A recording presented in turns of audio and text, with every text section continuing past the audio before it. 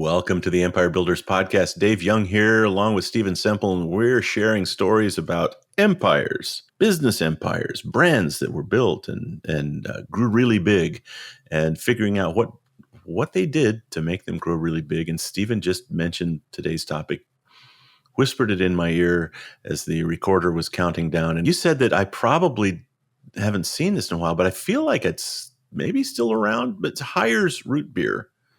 Hires root beer. Yes. Hires root beer, and I was kind of a root beer snob when I was a kid. Oh, Not so much you? anymore, right? But like I knew the difference between Hires and Dad's and A&W and all the big root beer brands. Which was your favorite? There was nothing that compared to an A&W root beer coming out of a fountain, not a can. Like going to A&W and having a root beer in a giant glass cold mug. But we're here to talk about Hires root beer. Yeah, which is now owned by A&W. I do not believe that Hires is still available in the US. You can get it still in Canada. But at one point, they were the largest in the United States. And Hires is actually kind of the inventor of the root beer business.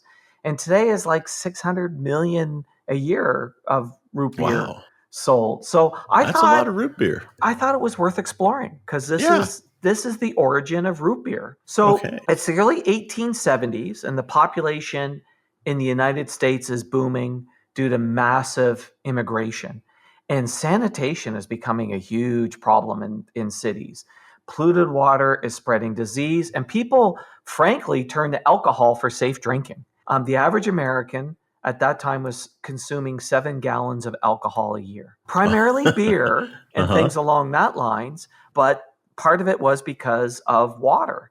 So in 1874, protests start around alcohol. The anti-alcohol movements start. But the challenge is there's no good alternative to water. And so Charles Hires is a pharmacist. And he was always had these little side hustles and was always looking for opportunities. And while he's on his honeymoon, he's served this beverage called root tea.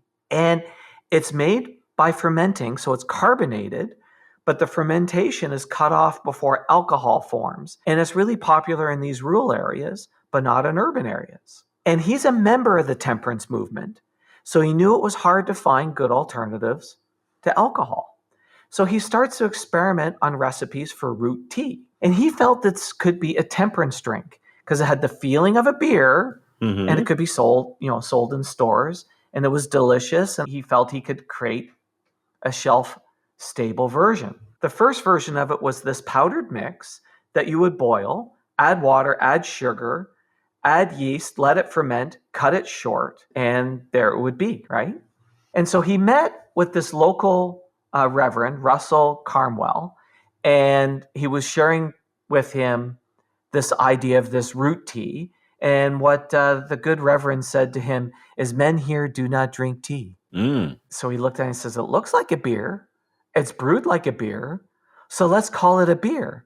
Let's call it root beer." Honestly, as a little kid, that was part of the allure. Right. I'm drinking beer. It's root beer. Look at me. Yeah. And it's this whole idea, when you have something that's unfamiliar, if you can attach the familiar to the unfamiliar, it actually really works. So he took the familiar beer, attached it to an unfamiliar root tea, made it root beer. Brilliant. Now, it's the Centennial Fair of 1874 comes to his hometown of Philadelphia. And Centennial Fairs at these times were just huge. Like 10 million people came over a 6-month period of money. And he spent all of his cash to debut this product. There were 14,000 businesses on display at this fair. Where? Philadelphia. Holy moly. Yeah. And if you think about it, Philadelphia in the early stages of the United States was a very important city. That's where the Constitutional Square is there and all that other stuff, right? So the first telephone and typewriter debut there is very exciting.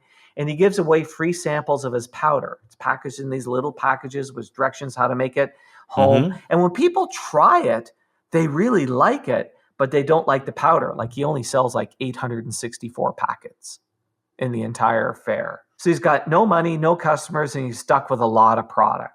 So it's 1877, In a last-ditch effort, he gambles everything, and he advertises on credit. And advertising a drink in mass media had never been done before. And the market, the market just didn't exist. So he posts these ads in local newspapers. It's the healthy, moral alternative. And he talks about the healthy benefits. It's so healthy, it's good for you. And orders slowly start to come in. And he was able to pay off his debt, and he was able to build some popularity in Philadelphia. And because it's a powder, it actually starts becoming national. And it really is considered kind of one of the first national drink brands. I mean, way easier to ship powder than bottles. Yeah. So he goes from 11,000 packs a year, eventually grows to 1.5 million packs, and then sales flatline. And he wonders, why did it flatline? And what did it was the soda fountain comes in.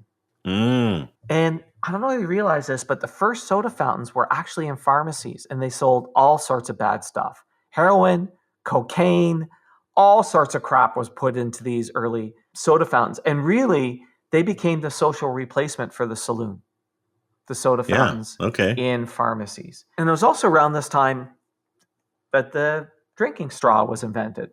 But Hires notices this trend. What he needs is a soda fountain recipe. So he needs a syrup that's pre-sweetened and ready to use. So he puts that together, but before he launches it nationally, he tests it out with a couple of local soda fountains.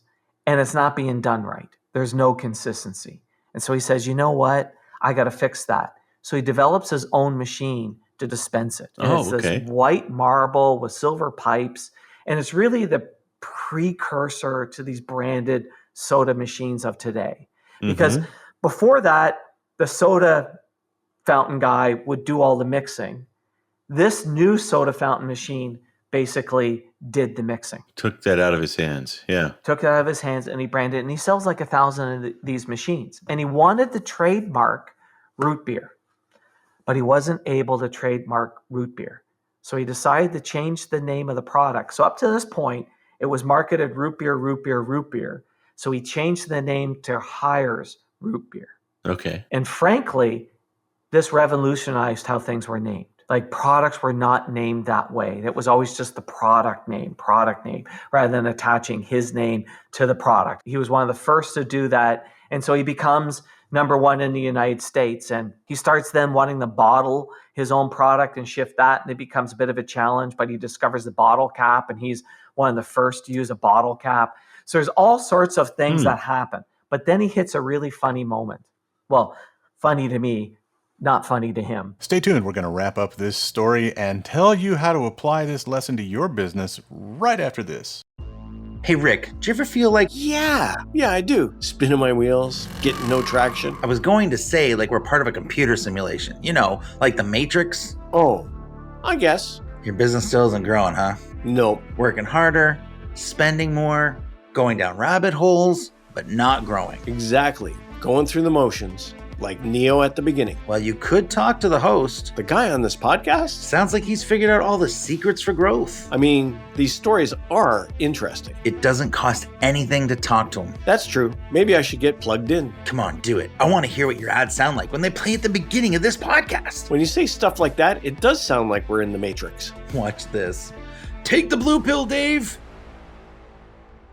Let's pick up our story where we left off, and trust me, you haven't missed a thing. The women's Christian temperance movement boycotts his product because the term beer bites him in the ass. They go, this is a beer and it's fermented, so it should be boycotted. Probably made it more popular. No, it actually created a problem for him. It did hurt him. Okay. But here's what he did that was really smart. So remember how he attached the familiar to the unfamiliar? Sure, yeah. Root tea became root beer. Mm-hmm. Well, he decided to pick bread and did a study on bread because bread is fermented. How much alcohol is in bread?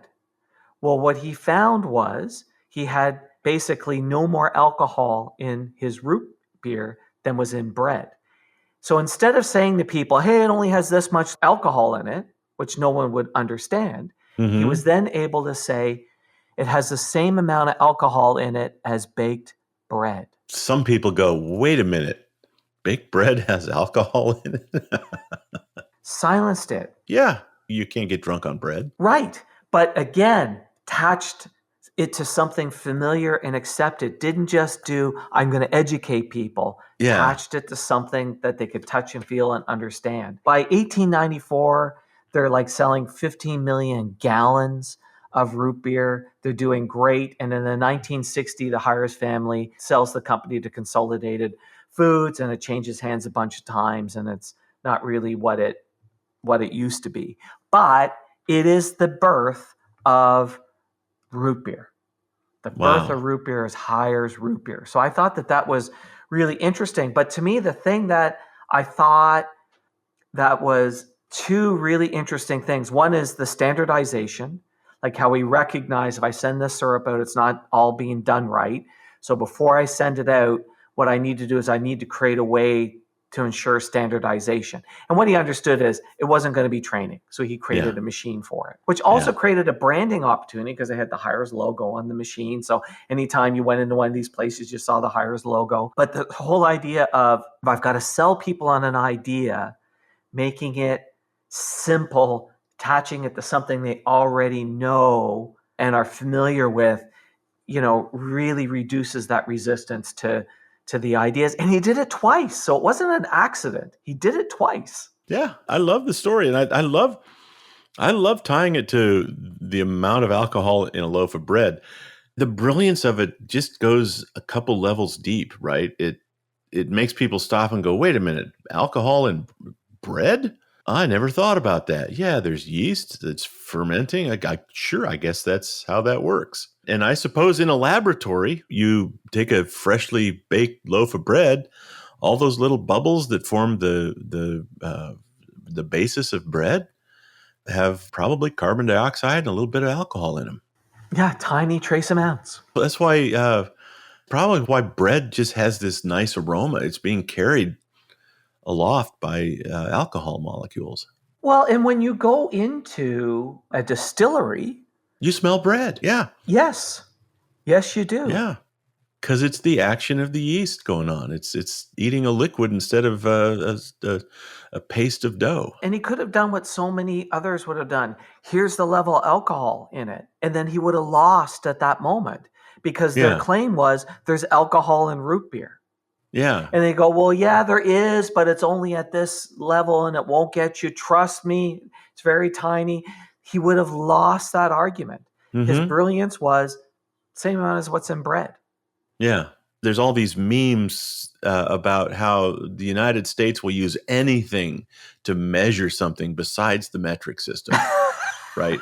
We will not tell you how many meters long something is. We'll tell you, that it's the length of 60 trash cans or 190 root beer bottles, right? So how much alcohol is in it? Well, it's got less than a teaspoon. Well, we're not interested in that. How about comparing it to a loaf of bread? Oh, less than that. All right, we'll drink it. But it makes it simple. It makes it concrete. It makes it familiar. Yes. It's also an unusual comparison, so it made it interesting and people would pay attention to it. What I'm saying is anytime we've got something where we're trying to educate the consumer on it, I got this new product, the more we can find something that is simple and concrete, the easier it is for somebody to get their head around, even if it's not exact. Because a lot of times people go, well, that's not close enough that I now get the idea. Yeah. And when things are complex, that becomes really important if we want somebody to embrace the thing that we're trying to convey. And there was zero chance that the temperance movement was going to start lumping in baked bread on their list of things that they wanted to ban. Right. Correct. I'm sorry, I don't think we can get people to stop eating bread. And we're not going to, and that's ridiculous. But it was that moment where all of a sudden it went away. The argument went away. And the other part that makes it also interesting in terms of he wasn't arguing at them saying you're wrong, there's no alcohol in it. They were factually correct. There's alcohol in it. Yes, there is. Same amount as in baked bread. Yeah. Argument over. I'm glad that it worked out for him. Yeah. Otherwise, I would not have had my childhood moments of getting a frosty A&W root beer mustache on my face as I drank it out of an ice cold mug the size of my head. It's all thanks to Hires Root Beer. All delivered by a young girl and set on a tray on the window of my dad's car as it was rolled partway down. It was an amazing experience. Yeah. You have Hires to thank for all of it. All right. Well, thank you for sharing this story, Stephen. That was fun. All right. Thanks, David. Thanks for listening to the podcast. Please share us, subscribe on your favorite podcast app, and leave us a big, fat, juicy 5-star rating and review. And if you have any questions about this or any other podcast episode, email to questions@theempirebuilderspodcast.com.